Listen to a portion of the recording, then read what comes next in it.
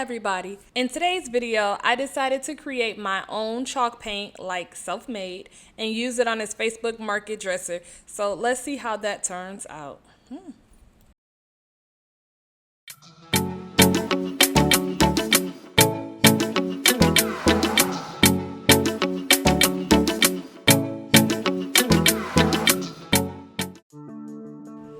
With Halloween coming up, I felt like the music for this video should be kind of dark, so Anyway, yeah. So I came across this dress on a Facebook Marketplace, and immediately I saw like the vision. I always see the vision with dressers, but I knew what I wanted to do. I knew I wanted green, and I also had some green that I got from the Oops section in Home Depot, right? Cheap. But it was a semi-gloss. Me personally, I don't care for glosses, so I wanted to figure out how I could turn that into a chalk paint, and I figured out how to do that. So in this video, you're gonna watch me refinish this dresser like you always do, but you're also gonna see how I create my own chalk paint, so keep on watching.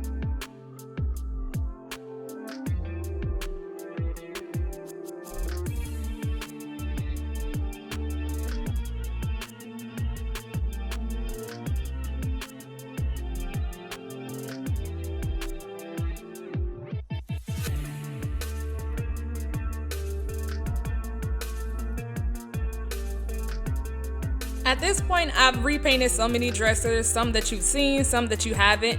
But when I kept looking at the top of this dresser, I could not stop thinking that this was a Harry Potter like scar. So I'm gonna name this dresser the Harry Potter dresser.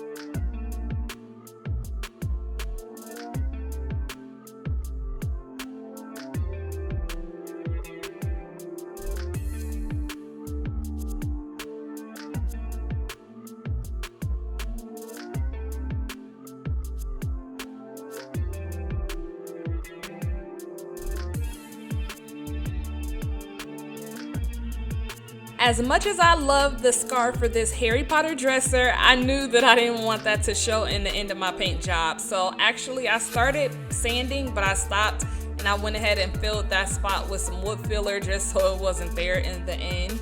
If you don't care about stuff like that, don't worry about trying to fill the little imperfections. But if you do, then you can always get like a wood filler or some spackle and fill it in. That way everything is smooth at the end.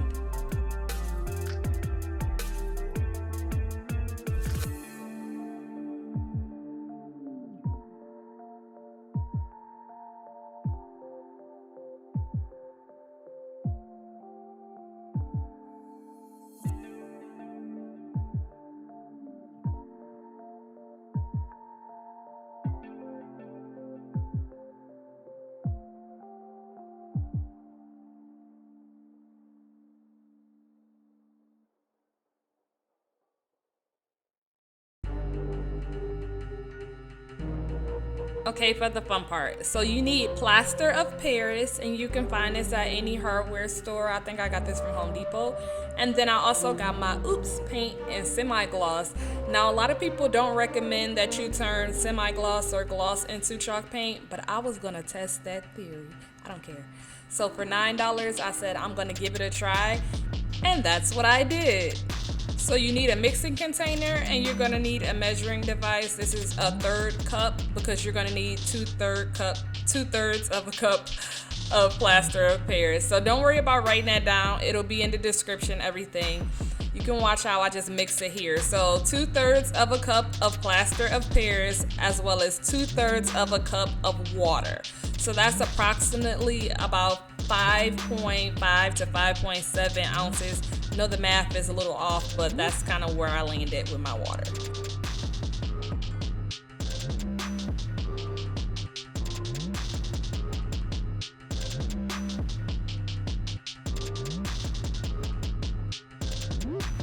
Don't worry about trying to be perfect patty here. It came out just fine the way I measured it, so just try to get as close to it as you possibly can.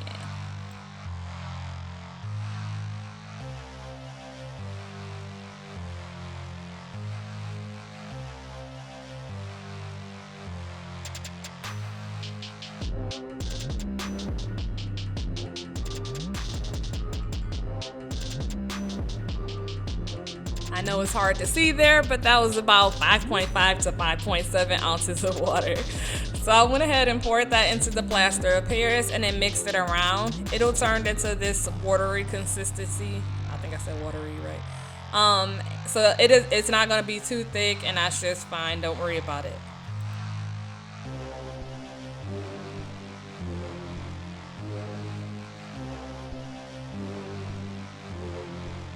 Next up is the paint. Recommendation: if your paint has been sitting for a while like mine was, shake it first, then open it, then mix it. You'll save time, and as you can see, a mess. But I got it together, and this is the color green that I chose, well, what the price chose me. And I decided to use 16 ounces of paint. So you'll see me pour that here. I do go a little bit over it, so it probably turned out to maybe about 20 ounces of paint, but 16 was the goal. And then I mixed the plaster of Paris combination and the paint together bit by bit, just stirring it slowly.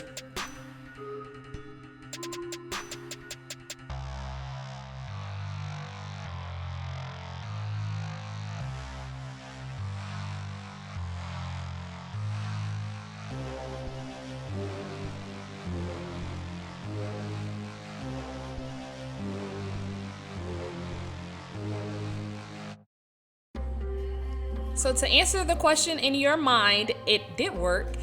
It cost me about $8. I got it from Home Depot for the plaster of Paris, but you can get it from Walmart for $3.96. So if you total that with the paint, that's less than $15 for more than a gallon of chalk paint.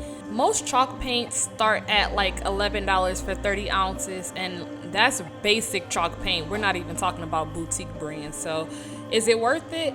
That's up to how much you want to spend, but obviously for me, it's worth it.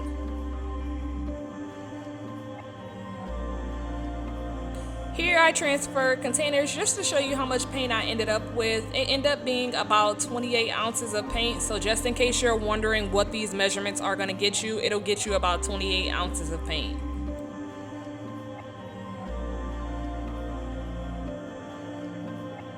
Another recommendation I have is, so with paint sprayers, they can be a little bit reckless, or maybe it's the user, whatever. I use a foam roller to go ahead and roll around the edges of the drawers. That helps me to prevent paint from getting all over the sides of the drawers and wasting a lot of paint just trying to get those sides. So what I do is use the foam roller, spread on some paint early on the side of the drawers, and then once I spray paint them, I won't use as much time and paint wasted just trying to get those sides perfectly coated.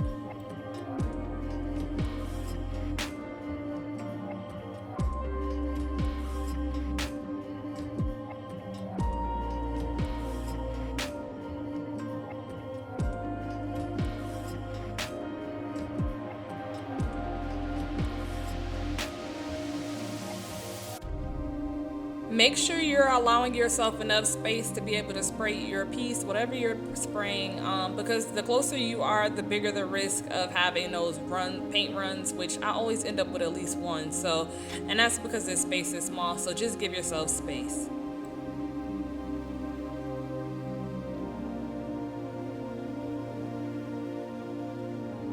Again, because I battle having paint all over the sides of the drawers, I actually use this paper that you can get for like $3 at Home Depot just to tape around the sides, so that when I spray with the paint sprayer, it's not so crazy.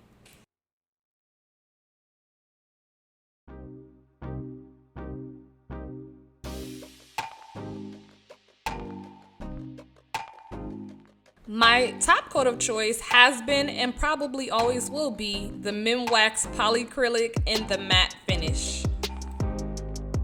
And as we wrap up this project, this again is the before. And remember, this was a DIY chalk paint. So let's see how that turned out. I would have to say amazing. And while this green wasn't as dark as I initially wanted it, it came out perfect, and it was perfect for its new home. If you want to see more like this, make sure you continue to like, subscribe, and I will see you in the next video.